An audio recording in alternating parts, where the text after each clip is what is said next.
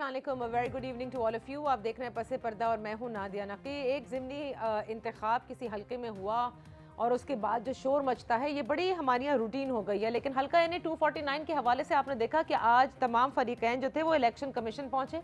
Election commissioner Miftah Ismail साहब की जो है वो दरख्वास्त सुनी गई, फैसला महफूज किया गया और उसके बाद मिफ्ता इस्माइल साहब की दरख्वास्त मंजूर करते हुए इलेक्शन कमीशन ने हल्का NA 249 के तमाम तर वोट्स की दोबारा गिनती का हुक्म दिया है।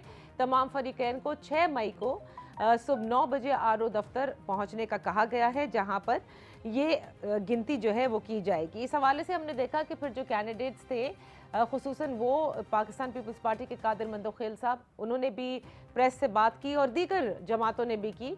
उसके बाद फवाद चौधरी साहब की जब काबीना के इजलास के बाद एक प्रेस कॉन्फ्रेंस हुई तो उन्होंने भी इस बात का इजहार किया कि NA 249 के अंदर धांधली हुई है और गिनती के बजाय यहाँ पर रीपोलिंग होनी चाहिए। जबकि पाकिस्तान मुस्लिम लीग नून ने जाहिर है कि एक सुख का सांस लिया। शहबाज शरीफ साहब ने भी फ़ौरन ट्वीट किया और तमाम नून लीग के जितने भी सीनियर रहनुमा थे उनका ये कहना था कि शुक्र है कि यहाँ पर रीकाउंटिंग जो है वो दोबारा की जा रही है। लेकिन जब फवाद चौधरी साहब ने एक प्रेस कॉन्फ्रेंस की तो प्रेस कॉन्फ्रेंस में उन्होंने उसी इलेक्टोरल रिफॉर्म्स का जिक्र किया जिसका कि कल एक बहुत लंबी तवील तरीन प्रेस कॉन्फ्रेंस भी किया गया था और आज उन्होंने बताया कि काबीना ने 2 ऑर्डिनेंस का फैसला जो है वो कर दिया है और मंजूरी दे दी है। यानी एक ऑर्डिनेंस के तहत जो है वो समंदर पार पाकिस्तानी वोट कर सकेंगे और दूसरा इलेक्शन कमीशन को उन्होंने EVM की इजाज़त दे दी है, यानी इलेक्ट्रॉनिक वोटिंग मशीन की। अब क्या इलेक्टोरल रिफॉर्म्स ऑर्डिनेंस के ज़रिए होंगे और इसकी वजह यह है कि ऑपोजिशन जमातें किसी सूरत भी इन इलेक्टोरल रिफॉर्म्स पर बात करने को तैयार नहीं, या फिर जिस तरह से शाहिद खाकान अब्बासी साहब ने, एहसन इकबाल साहब ने कहा कि एक्चुअली इलेक्टोरल रिफॉर्म्स की ज़रूरत ही नहीं पड़ेगी अगर जहां से धांधली होती है वो रोक दी जाए। अपने मोहतरम मेहमानों का मैं तारुफ कराती चलूँ। हमारे साथ हैं अली गौहर साहब, पाकिस्तान मुस्लिम लीग नून के कौमी असम्बली के मेंबर, पाकिस्तान तहरीक इंसाफ के पंजाब असम्बली के मेंबर नदीम कुरैशी साहब हमारे साथ हैं, सेनेटर बहरामन साहब पाकिस्तान पीपल्स पार्टी से हमारे साथ हैं। नॉट टू फॉरगेट कि बिलावल भुट्टो जरदारी ने भी एक बयान जारी किया जिसमें उनका ये कहना था कि रोज़ाना जो इमरान खान साहब की हुकूमत जो है वो रोज़ाना जैसे जैसे दिन गुजर रहे हैं वो महंगाई, कमर तोड़ महंगाई जो है वो बढ़ती चली जा रही है। और आज काबीना ने आने वाले बजट में अवाम को मैक्सिमम रिलीफ के हवाले से भी बड़ी बातें की हैं और कहा भी है कि बड़ा रिलीफ दिया जाएगा। मैं अली गौहर साहब आपसे गुफ्तगू का आगाज़ करना चाहूँगी। यकीनन नून लीग के लिए, क्योंकि आप लोग अग्रीव्ड पार्टी हैं और बहुत आप लोगों की शिकायत थी NA 249 से, you must be now taking a sigh of relief के शुक्र है कि अब ये वोटिंग की जो दोबारा गिनती जो है कम अज़ कम उसकी इलेक्शन कमीशन ने हामी भर ली है, मंजूरी भी दे दी है। अली गौहर साहब आपको मेरी आवाज़ आ रही है? आई थिंक अली गौहर साहब को मेरी आवाज़ नहीं पहुंच रही। चलिए नदीम कुरैशी साहब मैं आपकी तरफ आती हूँ। गो कि पाकिस्तान तहरीक इंसाफ भी एक तरह से आपके भी कैंडिडेट यहाँ पे अग्रीव्ड रहे हैं। आपको लगता है दोबारा गिनती करना सही है या रीपोलिंग होनी चाहिए थी? बिस्मिल्लाहिर्रहमानिर्रहीम। देखिए, मैं समझता हूँ एप्लीकेंट ने जो प्रेस में की है, जो रिक्वेस्ट की है, उसके मुताबिक फैसला आ गया।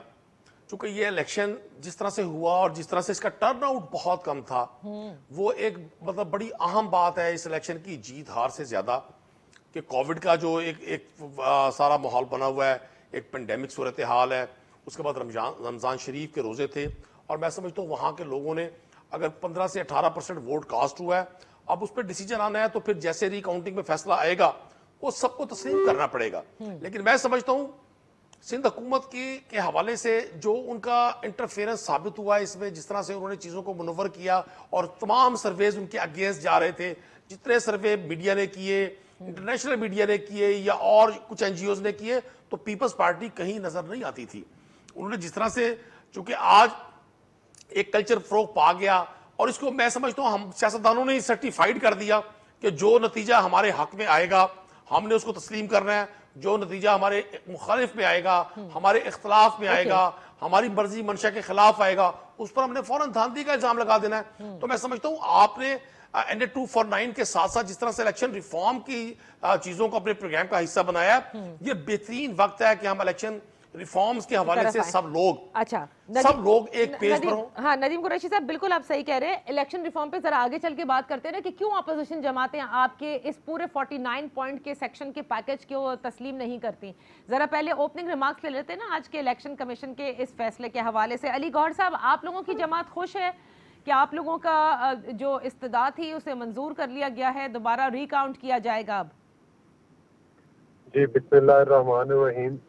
बिल्कुल, मैं सुरेश साहब की बात सुन रहा था और आपने भी जो इनको में बातें की हैं वो भी सारी यकीनी तौर पर काबिल जिक्र हैं। बड़ी अच्छी खुशाइन बात है कि रिकाउंटिंग का किया गया, लेकिन मेरा ख्याल है कि जो जो कुछ इलेक्शन के दौरान हुआ और बिल्कुल टिपिकल वही पिक्चर दोहराई गई जो कि डस्का के इलेक्शन में है, एक पुराना घसा पिटा तरीका है। आपने देखा कि इधर भी वो प्रिजाइडिंग ऑफिसर हैं वो बहुत लेट पहुंचे आरओ के पास, बल्कि इधर तो कुछ मीडिया पर पिक्चर्स भी वायरल हुई हुई थी कि वो किसी घर में बैठकर कोई वोट शोट कोई डाल रहे हैं। पता नहीं वो पिक्चर्स की हकीकत क्या है, लेकिन बहरहाल ये चीजें आ तो रही हैं। अच्छा। और आपको पता है कि मैं खुद टीवी पर बैठा था, एक दिन पहले मैं कराची से वापस आया हूँ, तो मैं देख रहा था कि बिल्कुल अली गौहर साहब से राब्ता मुनक़ता हो गया बिकॉज अभी वो इस वक्त ट्रैवल भी कर रहे हैं। बैरमन साहब, ये नून लीग तो बड़ी खुशियां मना रही है इस रिकाउंटिंग के। आपको लगता है कि अगर रिकाउंट करने के बाद भी फैसला इनके हक में नहीं आता तो भी ये शोर जो है वो और ज्यादा बढ़ता जाएगा, ना कि ये सेटल हो सब? और उंगलियां आपकी तरफ उठाई जा रही हैं, चाहे वो पीटीआई हो या फिर पीएमएलएन हो, कि पीपल्स पार्टी ने मैनूवरिंग की है। Thank you so much Nadia. मैं मुझे 1 मिनट दे दे कि मैं पहले पीटीआई की भाई की तरफ जाऊं कि उसने कहा कि जितनी भी सर्वे हुए थे तो वो उसमें कभी पीपल्स पार्टी का नाम नहीं था। तो अभी जितनी भी सर्वे हो रहे हैं वो कह रहे कि इमरान एक नाकाम प्राइम मिनिस्टर है। तो आप क्यों नहीं मानते इन सर्वे को? मैं आप कुरैशी साहब को याद दिलाना चाहता हूं, हम सियासी वर्कर हैं और हम नेशनल इंटरनेशनल सियासत पे नजर रखते हैं। सही। 2016 में जब इलेक्शन हुआ अमेरिका का, तो तमाम दुनिया के इदारों ने जो सर्वे किया था उसमें हिलरी क्लिंटन को कामयाब करार दिया था, लेकिन इलेक्शन जीता डोनाल्ड ट्रंप ने। और अभी जो इलेक्शन हुआ स्टेट का, जो बाइडेन का नाम भी नहीं था, ट्रंप इलेक्शन जीत रहा था सर्वे के मुताबिक, लेकिन जो बाइडेन जीत गया। तो मैं कुरैशी साहब को याद दिलाना चाहता हूं कि Peoples Party grass root level पे यकीन रखने वाली जुमात है, वो आवाम के वोट पे यकीन रखने वाली जुमात है, वो सर्वे पे यकीन नहीं रखते हैं। सही सही। और यही वो बात है कि अगर आप सर्वे पे यकीन रखते हैं तो आज एमएनसिटी इंटरनेशनल ने आपके वज़ीर आज़म को करप्ट तरीन डिक्लेयर किया, रिजाइन दे दे।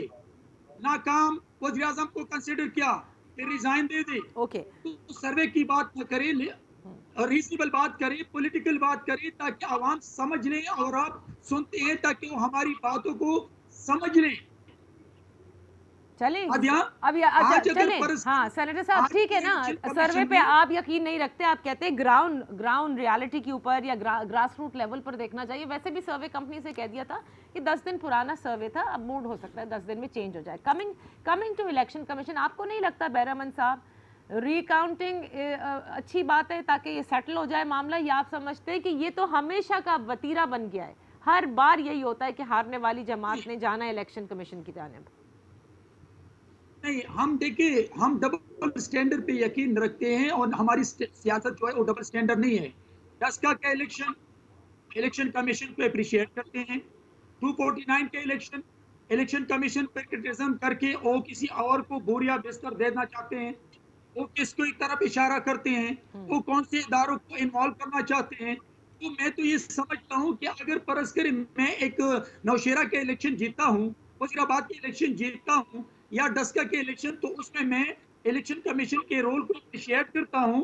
और फिर 249 हारता हूँ तो फिर मैं कहता हूँ कि नहीं, इलेक्शन कमीशन नहीं बल्कि एक इदारा आके वो ट्रस्टेबल है हमारे लिए। और इसलिए कि वोट को इज्जत दो, तो वोट को इज्जत देने के बजाय किसी और इदारों को इज्जत दो, तो इदारों को इन्वॉल्व न करें, इलेक्शन कमीशन पे यकीन रख लें। अभी इलेक्शन कमीशन का फैसला आया है तो पाकिस्तान पीपल्स पार्टी ने जो फैसला किया वो वेलकम करते हैं, लेकिन जहां तक एक रिजल्ट पर इलेक्शन कमीशन को अप्रिशिएट करना दूसरे फैसले पर इलेक्शन कमीशन पर क्रिटिसिज्म करना, बिल्कुल ये सही है। डबल स्टैंडर्ड नहीं चलेगा। ये डबल स्टैंडर्ड आपका इशारा ऑफ कोर्स ज़ाहिर है नून लीग की तरफ ही है कि उन्होंने नौशेरा और डस्का के हवाले से इलेक्शन कमीशन के रोल की सताइश की, कहा बेहतरीन उनका रोल है, और अब NA 249 के बाद उन्हें इलेक्शन कमीशन का रोल अच्छा नहीं दिखाई दे रहा। लेकिन जो बात मैंने इब्तिदा में कही, यही वो वक्त है कि इन तमाम बातों से बचने के लिए हम उन रिफॉर्म्स की तरफ जाए जहाँ जहाँ गलतियाँ हैं, जो आप सब लोगों को ज़्यादा पता है क्योंकि कंटेस्ट करते हैं इलेक्शंस, उन गलतियों की निशानदेही करना और उन पर मिलकर काम करना, ये इतना नामुमकिनात में से क्यों है? और फिर काबीना में जो 2 ऑर्डिनेंस का जिक्र आज किया गया जिसकी मंजूरी दे दी, क्या इलेक्टोरल रिफॉर्म्स अब इस ऑर्डिनेंस के जरिए किए जाएंगे? Let's take a break and discuss this. Welcome back. We have senator Bahraman from Pakistan Peoples Party, Nadeem Qureshi साहब पाकिस्तान तहरीक इंसाफ से, और अली गौहर साहब हमारे साथ है पाकिस्तान मुस्लिम लीग नून से। अली गौहर साहब, वेरी क्विकली, पहले before we move towards electoral reforms, अगर अब भी आपके हक में नतीजा नहीं आता पूरी रिकाउंटिंग के बाद, तब तो आप तस्लीम करेंगे उस नतीजे को, या फिर उसके बाद का कोई अगला लाहे अमल होगा? देखें, जो हमारे तफादात हैं जिस तरह से कि 12-1 बजे तक रिजल्ट जो था नून लीग का कैंडिडेट लीड रह रहा था, अचानक फॉर्म 45 मिलना बंद हो गए, रिजल्ट आना बंद हो गया, ROs को रोक लिया गया। ये रिकाउंटिंग के बाद भी दीगर जो हमारे तफादात हैं उसमें एक फॉरेंसिक ऑडिट के लिए भी हमारे कैंडिडेट ने एप्लीकेशन दे रखी है। अगर हमारे तमाम तहफ़्फ़ुज़ात जो दूर किए जाएं और उसके बाद जो भी रिजल्ट होगा हम उसको तस्लीम क्यों नहीं करेंगे?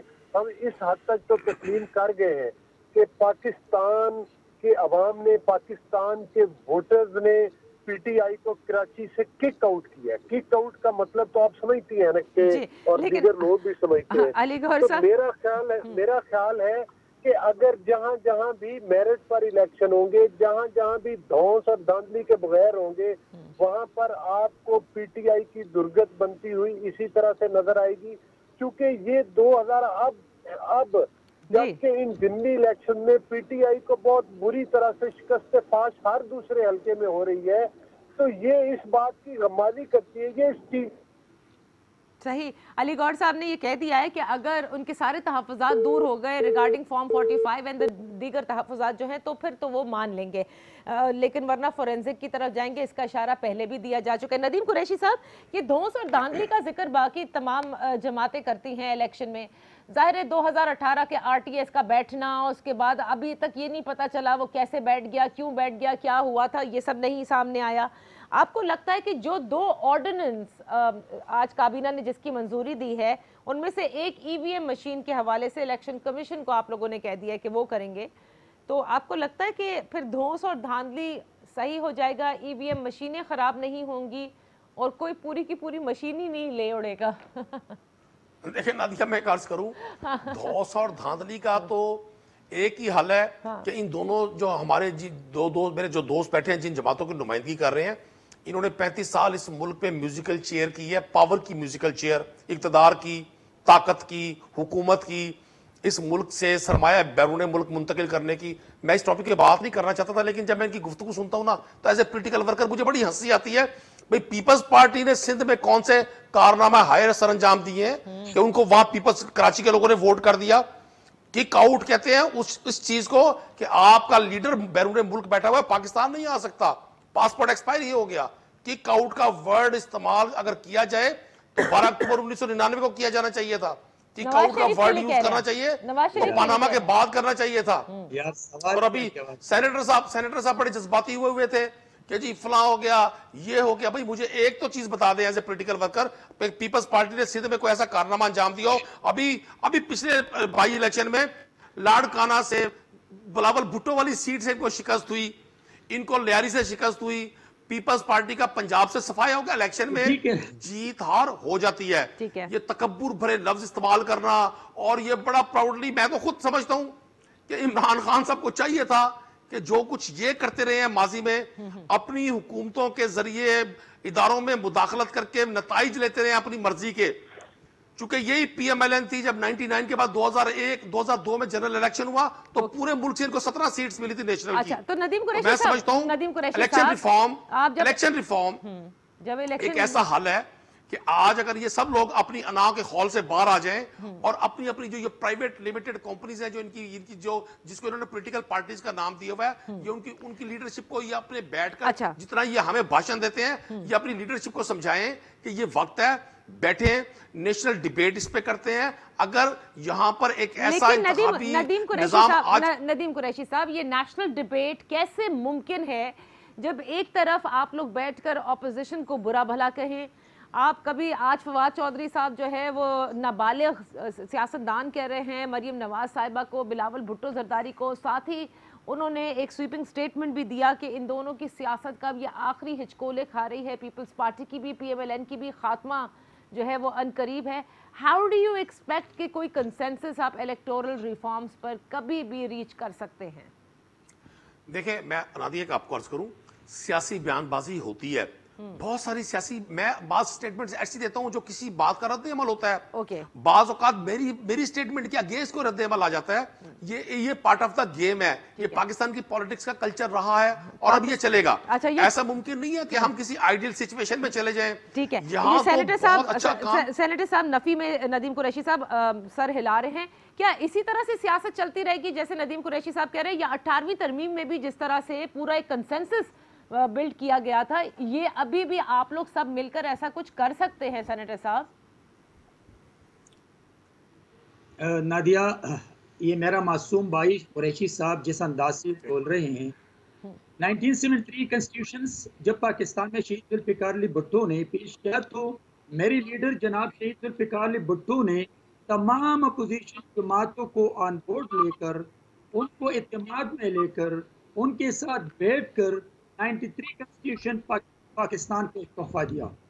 और जब 18वीं तरमीम आ रहा था तो 18वीं तरमीम के लिए 17 जमातों ने बैठकर मेरे लीडर ने तमाम अपोजिशन लीडरशिप को इत्तेमाद में लिया और उसके साथ पार्लियामान के फ्लोर पे बैठकर पार्लियामान को इज्जत दी, प्रेसिडेंट हाउस की ताकत पार्लियामान मुंतकिल किया और फिर तमाम अपोजिशन जमातों की लीडरशिप की राय और मशवरे और सपोर्ट के साथ 18वीं तरमीम को पास किया। ओके। इसलिए कि हुकूमत वक्त की जिम्मेदारी होती है कि वो पार्लियामान के माहौल साजगार बनाए, अपोजिशन लीडरशिप को स्टेटस दे, अपोजिशन लीडर के साथ बैठ के बात करे, तब आप लेजिस्लेशन के लिए अगर बात करते हैं तो कौम आपकी बात पे यकीन करती है। लेकिन फवाद चौधरी साहब तो ये कहते हैं कि पीपल्स पार्टी और PMLN ने दोनों ने पार्लियामेंट को बिल्कुल खत्म समझा है, वो पार्लियामेंट को वो इम्पोर्टेंस नहीं देते, और इसकी रीजन उन्होंने बताई है बिकॉज नाबालिग सियासतदान हैं आप दोनों जमातों में, जिसकी वजह से पार्लियामेंट की इतनी बेतौकीरी हो रही है। देखिए नादिया, अगर परस करे बिलावल भुट्टो जरदारी साहब की सियासत पे बात करे तो तमाम अपोजिशन जमातों ने ओथ लेने से इनकार किया था, लेकिन मेरे चेयरमैन बिलावल भुट्टो जरदारी साहब ने कहा कि नो डाउट कि ही इज द सेलेक्टेड, लेकिन हम ओथ लेंगे अगर अच्छी कानून साजी आ जाए मुल्क के लिए, इदारों के लिए, कौम के लिए, तो हम सपोर्ट करेंगे। सही। और मेरे चेयरमैन से नेशनल असेंबली के फ्लोर पे खड़े होकर कहा था इस वक्त प्राइम मिनिस्टर को कि आगे बढ़ो, हम आपका साथ दे रहे हैं, लेकिन जब उनके ज़हन में कुछ है नहीं, वो खड़े होकर 2 महीने पहले कि मुझे मईशत का पता नहीं है, वो 1 हफ्ता पहले खड़े होकर मुझसे गलती होती है, उसने एक्सेप्ट किया कि मैं मईशत को नहीं जानता हूँ, मेरे पास टीम नहीं है, मैंने कोई तैयारी नहीं की है, मुझे हुकूमत नहीं लेना चाहिए था। तो फिर उस प्राइम मिनिस्टर को अगर हम स्पेस देते हैं वो अवेल नहीं कर सकते हैं।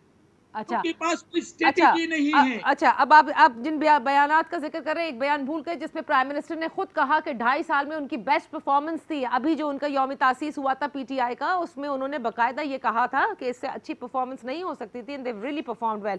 चलिए let's move forward from here. Ali Gaur साहब से मेरा राब्ता वापस हो गया। अली गौर साहब, आज जबकि सबसे ज्यादा आपके बयान की जरूरत है, तो न जाने आप ही की ऑडियो के साथ कोई मसला है, ये फरमाइएगा। आपने कहा तमाम तहफ़्फ़ुज़ात दूर हो जाएंगे तो आप रिजल्ट मान लेंगे। अगर आपकी मर्जी के जो तहफ़्फ़ुज़ात हैं वो दूर ना हुए तो आप रिजल्ट नहीं मानेंगे क्या? नहीं, वो चीज़ें हमने फॉरेंसिक ऑडिट का भी कहा हुआ है, रिकाउंटिंग का भी कहा हुआ है, और मैंने जैसा कि पहले बताया है कि 12 बजे के बाद रिजल्ट आना बंद हो गए। नहीं वो सही ठीक है, वो ठीक है, लेट्स नॉट गेट इनटू, हाँ नहीं दोबारा वहां पे नहीं जाते ना। देखे ना, अगर बाद में बैठकर वोट डाले गए हैं और अगर बाद में उधर घर बैठकर जो है वोट चोरी किए गए, डब्बे और बक्से खोले गए, तो उनका फॉरेंसिक ऑडिट होगा तो पता चलेगा ना। वो तो सिर्फ रिकाउंटिंग से नहीं चल सकता। तो इसका मतलब पहले रिकाउंटिंग होगी। अगर इस रिकाउंटिंग में आप जीत जाते हैं तो अब बल्ले बल्ले, नहीं जीतते तो आप कहेंगे कि हम फोरेंसिक की तरफ जाएंगे। नहीं देखें, बात ये है कि फोरेंसिक का हम पहले ही एप्लीकेशन हमारे कैंडिडेट दे चुके हैं, ठीक है, इलेक्शन कमीशन हाँ, को। सेकंड आपकी वो कोई हमने नई बात नहीं की, लेकिन जितने बुरे तरीके के साथ इन्होंने धांधली की है, मतलब मैं तो सिंपली कह रहा हूँ ना, एस्टेब्लिशमेंट ही करवाती है सारा कुछ। पहले रनर अप घोड़ा पीटीआई था तो उन पर, लेकिन अब कोई और रनर अप घोड़ा आ गया तो उस पर हाथ रख लिया। तो मकसद ये है कि आप देखें कि ये जब तो शहबाज शरीफ साहब भी जीते हुए थे, लेकिन उस वक्त भी वाडा साहब को जितवा दिया गया था। गुजारिश ये है कि आप बात कर रही थी इलेक्शन रिफॉर्म पे, मेरी लाइन कट गई थी जी। मैं ये गुजारिश करूंगा कि इलेक्शन रिफॉर्म किस चीज की, अगर आपने चोरी करनी है, अगर आपने वोट पर डाका डालना है और अगर आपकी नीयत ये है, तो आप इलेक्शन रिफॉर्म्स किस चीज की लाना चाहते हैं? क्या इलेक्शन रिफॉर्म्स इस चीज की गारंटी देंगे? जो मुझे बताएं कि अगर आप आरओ को उठा के घरों में ले जाकर और उधर डबल स्टैंप कर दें, अगर आप सेनेट के चेयरमैन के खिलाफ अदम एतमाद की तहरीक आए और आप अकलियत को अक्सरियत में बदल दे और पूरी दुनिया ये तमाशा देखे। 2018 में जो आपने जनरल इलेक्शन कराए, पूरी दुनिया ने तमाशा नहीं देखा।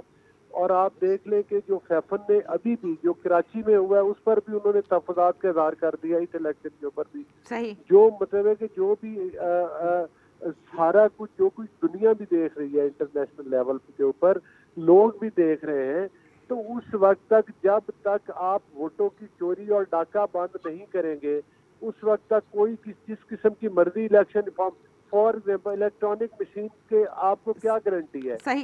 ये आपसे मुराद क्या है अलीगौर साहब, आपसे क्या मुराद है कि आप जब तक डाका नहीं बंद करेंगे? किसको कह रहे हैं आप? एस्टेब्लिशमेंट को कह रहे हैं? एस्टेब्लिशमेंट कर रही है और कौन? ये 72 साल से पाकिस्तान के साथ तमाशा कर कौन रहा है? चले मैं एक छोटी सी ब्रेक ले लेती हूँ। नहीं है ये तो देखे ना, एक नैब जैसा इदारा बना लिया जो पार्टीज को तोड़ने और बनाने के ऊपर और लोगों की वफादारियां तब्दील करने के ऊपर जिसकी आपने ड्यूटी लगाई है, मतलब है कि वो लगा दिया, वो सारी दुनिया देख रही है। एक तरफ इमरान खान की बहनें जो हैं वो अरबों रुपए कमा लें तो सिलाई मशीनें हैं।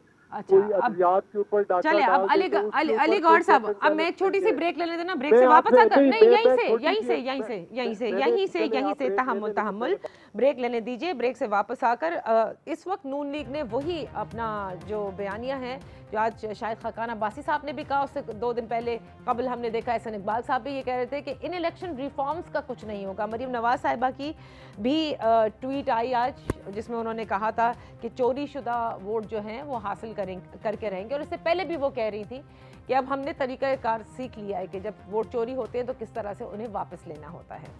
Let's take a break. Electoral reforms तो होते नज़र नहीं आ रहे, यानी इलेक्शन रिफॉर्म्स जिसकी की वाकई ज़रूरत है, उसके लिए तमाम अपोजिशन जमातें इस वक्त भी करंट हुकूमत के साथ या उनकी दीवी तजावीज़ के साथ ना तो बैठने को तैयार है ना इस पर आगे बात करने को। तो फिर क्या हर बार इलेक्शन में यही सब कुछ होगा? Let's take a break.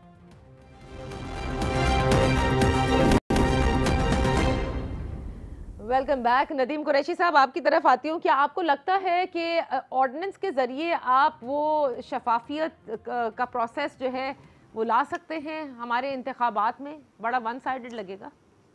देखिए नादिया, बात यह है अब हमने एक हल की तरफ तो बढ़ना है ना जी। यहाँ आज मेरे इन दोनों दोस्तों से एक गारंटी ले लें अपने प्रोग्राम में और इसको सेव कर लें अपने पास, क्योंकि अब तो चीजें सेव हो जाती है कि अगर 2023 के इलेक्शन में इनको जो शिकस्त फाश होगी इंशाल्लाह ये फिर उसको तस्लीम करेंगे, फिर ये इल्जाम नहीं लगाएंगे। क्योंकि अभी सेनेटर साहब फरमा रहे थे जी सिलेक्टेड वजीर आजम, ओ भाई ये आप अपने लफ्ज तो अपने इस्तेमाल किया करें, उधार के लफ्ज आपको पड़ जाते हैं।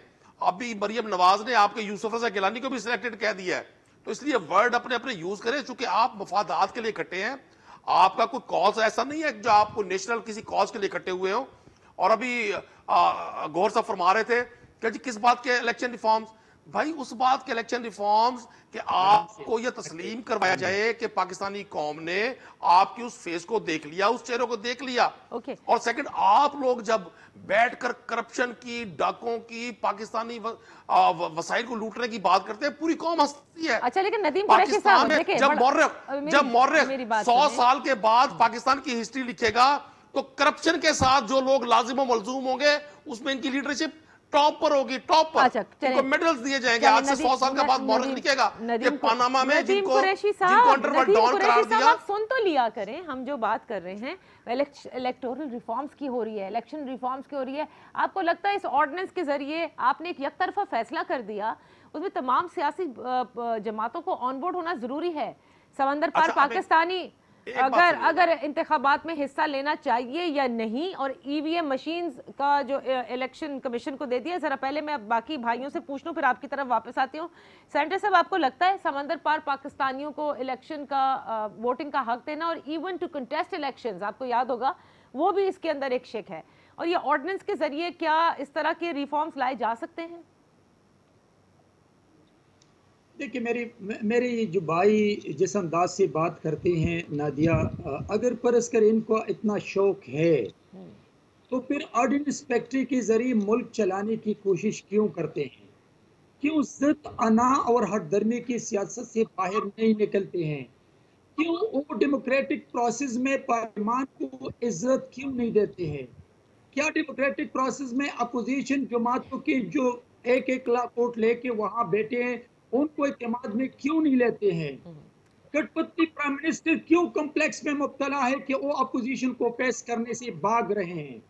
हम तो ये कहते हैं, हम तो रिक्वेस्ट करते हैं कि समझने की कोशिश करें, अपनी जिम्मेदारी को महसूस करें। अगर आप ऑर्डिनेंस फैक्ट्री के जरिए मुल्क चलाते तो ये कभी भी नहीं होगा। पाकिस्तान पीपल्स पार्टी ने तो फाटा में इलेक्शन रिफॉर्म लाकर वहां वोट की ताकत दी, वहां पर पॉलिटिकली प्रोसेस को किया, लेकिन उसने तमाम अपोजिशन जमातों को एंगेज करके उनको इत्तेमाद में लिया था। अगर ये जो जो जो जो बाहर की दुनिया में लोग पाकिस्तानी हैं उनको वोट देने का हक ये तब मुमकिन है जब आप यहाँ अपनी जिद और अनाज छोड़ दें। आप इलेक्टोरल रिफॉर्म तब ला सकते हैं जब आप अपोजिशन जमातों को उसका स्टेटस दे। आप सियासत सीख ले कठपुतली साहब। और इसने कहा था, मैं नहीं कह रहा हूँ, इसने कहा था कि जब एक वज़ीर-ए-आज़म अपने मैनिफेस्टो पे अमल नहीं करते हैं तो आप समझ ले कि ये कठपुतली प्राइम मिनिस्टर हैं। तो ये मैं नहीं कह रहा हूँ, इसने अपने आप को कठपुतली कहा था। ओके। और ये इसने अपने मैनिफेस्टो पे 1% अमल नहीं किया आज तक। सही। जो आपने आखिरी बात कही है ना, जिसमें आपने कहा कि ये समंदर पार पाकिस्तानियों को भी वोट देने का अगर हक हासिल करना है या इलेक्शन रिफॉर्म्स करने हैं तो इसके लिए पार्लियामेंट का रास्ता इख्तियार करना इंतहाई लाजिम है। अली गौहर साहब, आपकी जमात भी हम देख रहे हैं कि जिस दिन से इलेक्ट्रॉनिक वोटिंग मशीन का जिक्र है उस दिन से इस पूरी पेशकश है इसको आप लोगों ने रद्द किया है। अब देखिए, बात यहाँ तक पहुँच जाती है कि वो बात ऑर्डिनेंस तक लेकर आ जाते हैं। इस तरह तो इस्लाहात इंतखाबी हो ही नहीं सकते ना। देखें, बात ये है कि ये हमेशा इनकी, चूंकि जाहिर है ये अवाम की नुमाइंदा हुकूमत नहीं है और नौस और गांधी की पैदावार है, तो उसलिए ये तमाम पूरे सिस्टम को हमेशा बिल्डोज करने की कोशिश करते हैं। चाहे असेंबली का सेशन हो, चाहे कानून साजी हो, चाहे इलेक्शन रिफॉर्म्स हो, जब भी हो ये कहते हैं कि जो कुछ ये चाहते हैं। अब आरटीएस सिस्टम के बाद अगला जो इन्होंने 2023 के, जो कि ये इलेक्शन इंशाल्लाह चुरा नहीं सकेंगे, उस इलेक्शन को चुराने के लिए इन्होंने ये इलेक्ट्रॉनिक वोटिंग मशीन एक नया सिस्टम लाएंगे। जिस तरह से पहले आरटीएस सिस्टम था, 2023 में ये वोटिंग मशीन का सिस्टम होगा और इसके जरिए ये धांधली की नई प्लानिंग तैयार, क्योंकि बड़ी साइंटिफिक बुनियादों पर धांधली की प्लानिंग तब तैयार की जाती है। दूसरा ये है कि ये कहते हैं कि असेंबली, अभी आप एक मिनिस्टर साहब फवाद चौधरी साहब की बात कर रही थी, फवाद चौधरी साहब को अपने गिरबान में झांकना चाहिए, शर्म आनी चाहिए बात करने से पहले। कि आप देखें कि 2 वीक्स इन्होंने असेंबली का सेशन चलाया। ये इस तरह करते हैं कि मंडे को सेशन करते हैं, 15-20 मिनट का सेशन करके 2 दिन की छुट्टी कर देते हैं, 3 दिन की, फिर सेशन बुलाते हैं, फिर आधा घंटा सेशन चलाते हैं। 2 वीक्स के इलेक्शन सेशन में आप देख लें कि मेरा ख्याल है उसके टोटल जो टाइमिंग अगर आप नोट करें तो वो आधा घंटा या 1 घंटा भी नहीं होंगी जो कि हाउस का बिजनेस चला है। तो मतलब है अरबों रुपए आपने कौम का जाया करके आप मेंबरान असम्बली को फेस नहीं करते, आप पार्लियामेंट को फेस नहीं करते, आप पाकिस्तान की आवाम को फेस नहीं करते।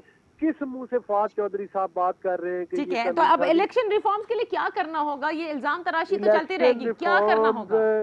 जो लोग धांधली की पैदावार हैं, हम उनके साथ बैठकर बिल्कुल इलेक्शन रिफॉर्म्स पर कोई बात नहीं करेंगे। तो फिर किसके साथ करेंगे? पहले ये पूरा सिस्टम इस बात की गारंटी दे कि वोटों पर डाका नहीं डाला जाएगा। अच्छा, वोटों चलें, वोटों को अब नदीम कुरैशी साहब से लास्ट वर्ड्स लेने दें और सिलेक्टेड लोगों को नहीं लाया जाएगा। मुझे जब इस चीज की गारंटी होगी तो फिर उसके बाद रिफॉर्म्स पर बात होगी।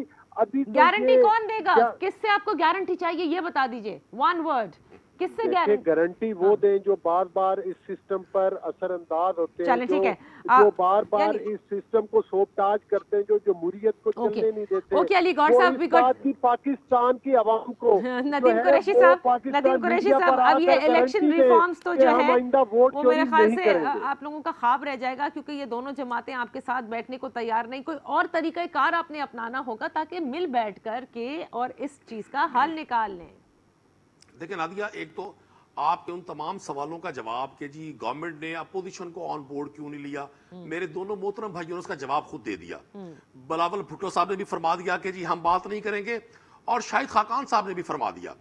देखिए यही बात थी जब सेनेट के इलेक्शन में ओपन बैलेट के हवाले से प्राइम मिनिस्टर इमरान खान ने कोशिश की, कोर्ट्स में भी गए और इन दोनों पार्टीज को भी ऑफर की, इन्होंने इनकार किया। जब सेनेट के इंतखाब का रिजल्ट आया तो फिर इनका सीख पाना, एक दूसरे को सिलेक्टेड का इल्जाम धरना, वो आप सबने देखा। पाकिस्तान तहरीक इंसाफ ने अपनी पूरी कोशिश की है जमहूरी अंदाज में, और पार्लियामान की जो कायमा कमेटी है उसमें ये तमाम इसकी शिकें इंतखाबी इस्लाहात की वो डिस्कस हुई हैं, और कायमा कमेटी अपोजिशन और गवर्नमेंट के दोनों साइडों के मेंबरान से मिलकर बनती है। तो मैं समझता हूं गवर्नमेंट ने अपनी पूरी कोशिश की है। हमने कौम को यह बता दिया कि हम सही मानों में चाहते हैं कि इस इंतखाबी इस्लाहात हो, ताकि ये हर बार का ये आंसू, ये सिसकियां, ये आहें खत्म हो। अच्छा। कि जिस इलेक्शन में ये जीत जाए वो नताइज इनकी मर्जी के। अभी गौर साहब फरमा रहे हैं कि जी जो लोग 72 साल से सिस्टम को सबूताज कर रहे हैं और ये गारंटी भी उन्हीं की मान रहे हैं। अंदाजा करें, मतलब हैरानी की बात है। ये नेशनल चैनल पे बैठ के पूरी कौम को बेवकूफ समझते हैं। एक तरफ ये फरमा रहे हैं कि जी 72 साल से इस्टेब्लिशमेंट इस मुल्क के सिस्टम को नहीं चलने दे रही, और उन्हीं से गारंटी भी चाहते हैं, इस्लाहात के हवाले से गारंटी भी उन्हीं की मांग रहे हैं। इससे आप इनके मिजाज का, इनकी सोच का, इनके लाइन ऑफ एक्शन का अंदाजा कर लें। पूरे पॉलिटिकल सीन में ये देखना इंतहाई जरूरी है कि तमाम सियासी जमातों को ऑन बोर्ड होना होगा, चाहे वो समंदर पार पाकिस्तानी की वोटिंग हो, समंदर पार पाकिस्तानी का इलेक्शन में कंटेस्ट करना हो, इलेक्ट्रॉनिक वोटिंग मशीन का इस्तेमाल हो, या दीगर जो इस्लाहात प्रपोज किए गए हैं। अगर तमाम जमातें मिलकर नहीं बैठेंगी, वन साइडेड एक्सेप्टेंस नहीं होती, ऑर्डिनेंस के जरिए कभी नहीं हो पाएगी, और मज़ीद पोलराइजेशन होगी। हमेशा फिर हम यही देखेंगे कि जब जब इंतखाब होंगे उसके बाद फिर और संगीन इल्ज़ाम रखे जाएंगे। किस तरह से हुकूमत को ये रास्ता निकालना चाहिए अपोजिशन के साथ, ये उनके ऊपर ओनस ज़्यादा है, और अपोजिशन पर भी है कि instead of just politicking it is now time to sit down और अपने जो भी आप लोगों की तजावीज़ है वो सामने रखें, ताकि वंस एंड फॉर ऑल इस मसले का हल निकाला जा सके। अल्लाह हाफ़िज़।